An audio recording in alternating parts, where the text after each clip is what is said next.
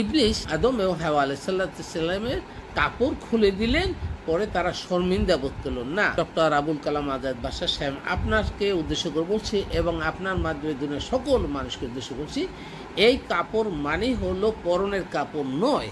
কারণ কোরআনে অন্য আয়াতে বলা আছে জান্নাতে কেহ উলঙ্গ থাকবে না। তাহলে জান্নাতে যেহেতু কোনো উলঙ্গ থাকবে না, আদম এবং হাওয়ার কাপড় উলঙ্গ করা বা কাপড় খুলে উলঙ্গ করাতে পারে না। আপনারা বুঝতে পারেন এই জ্ঞানের একটা পোশাক আছে, জ্ঞানের পোশাক খুলে দিয়েছে, অর্থাৎ তারা বিতর্কে ইবলিসের কাছে হেরে গেছে, তারা জ্ঞানের পোশাকে উলঙ্গ হয়ে গেছে, অর্থাৎ ইবলিস তাকে পরাস্ত করলে। আমরা এই কাপড় মানে পরনের কাপড় নয়। ইবলিস আমাদের শরীরে টাচ করে আমাদের কোনো ক্ষতি করতে পারবে না, কখনোই করতে সক্ষম হবে না। এটা আল্লাহর পক্ষ থেকে অনেকবারই বলা আছে, নির্ধারণ করছে। সুতরাং এই কাপড় হলে আমরা যেমন বিতর্কে হারে গেলে চক্ষু এখানে অফ করে রাখি, এটা বলা হয় এই যে জ্ঞানের পোশাক উন্মোচন করা, অর্থাৎ আমাদেরকে উন্মোচন করে ফেললো।